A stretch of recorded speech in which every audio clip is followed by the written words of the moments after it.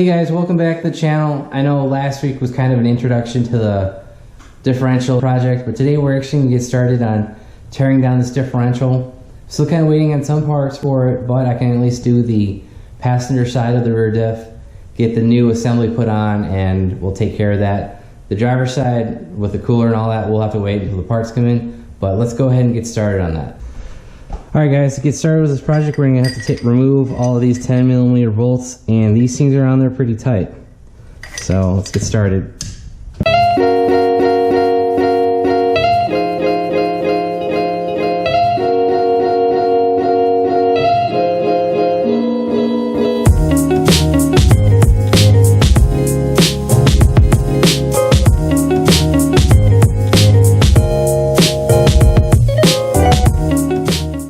Alright guys, as you can see, I got all of the bolts out. What I need to do is actually remove the clip and this line, because I just don't want to smash it, because I don't think I can get this clip out. Alright, so I got the clip out. Make sure you don't lose that. And then this line should pop out. Alright, cool. So that's out of the way. I'd recommend a rubber mallet or similar device to popping this case off coming towards you. Alright, so here's my mallet.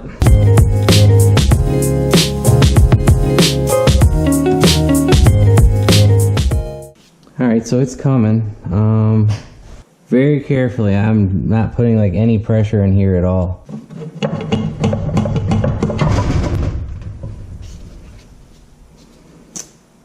Okay guys.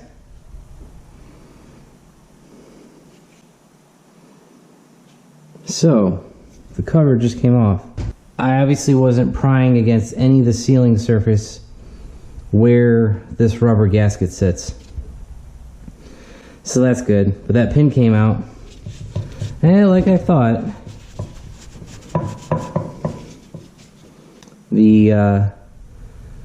this is corroded a little bit on the inside of the aluminum, so kind of see how that looks like crap. These two surfaces were stuck together. That's alright.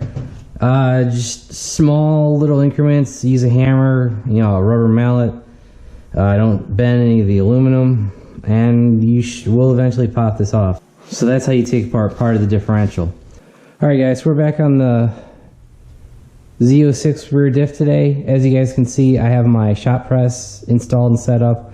I'll have a link in the description below to the video, as well as the information button above to that video. And what we're going to be doing today is actually using a special tool from Kentmore to actually push out the bearing, the race of the bearing, and the shim off this cover. Because what I need to do is transfer this shim and race to that cover. This is the old cover that was cracked, one of the covers that's cracked, but this is the one that I knew about. So as you guys can see right there, there's a big crack in it. And what we're going to do today is use this special tool, this race removal tool, and we're going to use this to press out the bearing, the race side of the bearing. So what this is Kentmore tool number J4219, I believe it's 4, J42194. Some crap on it already, but yeah, that looks about right.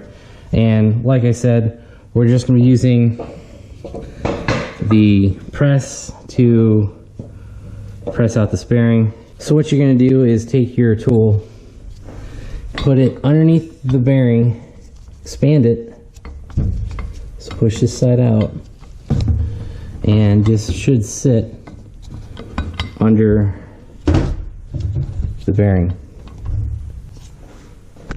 Alright, we got engagement on my right, we got engagement on my left. It's about as tight as I can spread it. And what you're going to do is tighten this up. What we're going to do now is actually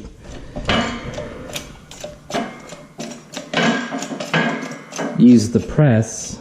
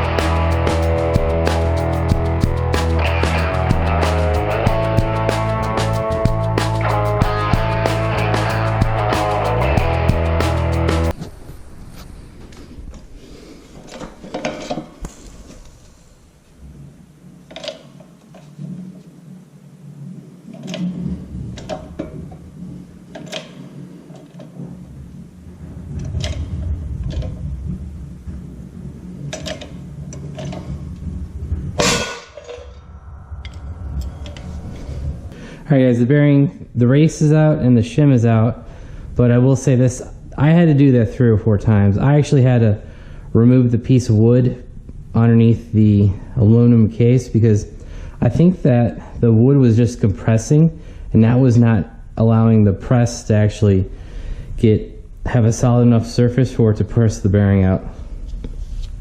But the bearing looks to be in good shape. Didn't see any damage to it. All the surfaces look good. So yeah, we should be able to press the bearing into here. And basically how this is worked, the shim's going to go in, then you're going to press the bearing in without my glove caught. But yeah, basically this is just going to get pushed into here. And this side of the case will be ready to bolt on to the differential. The only thing that I'm missing is actually the axle seal, and that goes here. You just press that in. And I actually have the rubber seal that goes around this machined lip and seals against the case.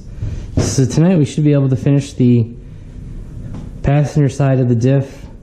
The driver's side, like I said earlier, you know, we're waiting on parts and I have no idea when that'll arrive. So, but let's get this bearing pushed in and go from there. Alright guys, as you can see, I have the race pressed into the new housing from Chevrolet. I didn't film it because it took a number of tries and a number of different tools to get the bearing pressed all the way in. One of the tools I used was actually the rubber steel pad for the lift. I just took the rubber pad, put it upside down, because I wanted something to kind of be able to cover the entire surface, because this is like a 4-inch bearing, and I didn't have a piece of steel that went the whole length of the bearing. So I just took that rubber pad, and that got the bearing probably like 3/4 of the way in. And then to even it out and make sure the rest of it went in, I actually switched over to a steel. I used 2 pieces of steel. I used the steel handle right there, and I used my bearing tool that I used to pull it out, and that because it has a little bit of a bridge in it, and I was able to get like 4 points of contact on the race, and I was able to press it in all the way. So that took a little while to figure out, but the new passenger side housing is ready to go in on the differential. And one thing that I need to do is actually grab the rubber gasket. So I ordered the gaskets, and this is from here, big parts order. But anyway, here's the rubber gasket for the diff. Now I have seen people just reuse the stock gasket, but I think this gasket was only like $6 or $7. It wasn't super expensive. It is big, I will say that. But anyway, just roll this over, make sure it's all the way to the end. Alright, we're good. What I need to do is lift up the differential a little bit, try to put the cover on.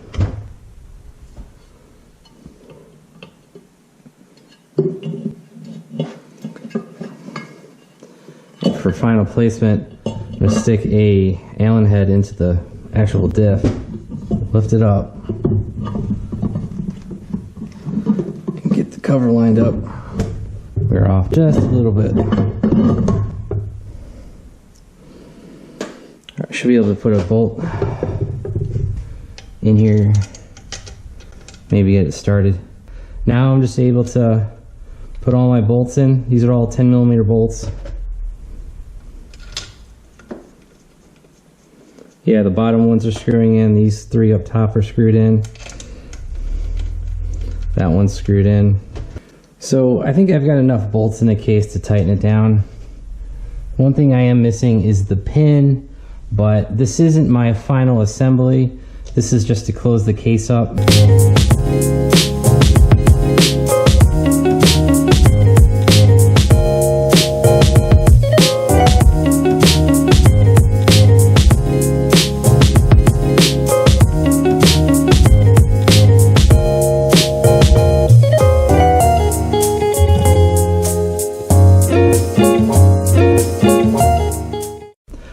the passenger side is pretty much done. The new housing's on, the race has been pushed in with the shim, the bolts are back on, the gasket for the housing's been pushed on. The last two things I need to do are put the axle seal in, as well as this pin. Those are both on order and should be here shortly. Alright guys, that's going to be a wrap up for the passenger side of the rear diff. I'm still waiting on some parts for the driver's side, so we'll have to wait for that video. But it shouldn't be too long. We should get that resolved pretty soon. But look for another video for the driver's side, and that'll be it for the diff project. So if you guys like the video, give it a big thumbs up. If you haven't already subscribed, please do. Thanks and have a great day.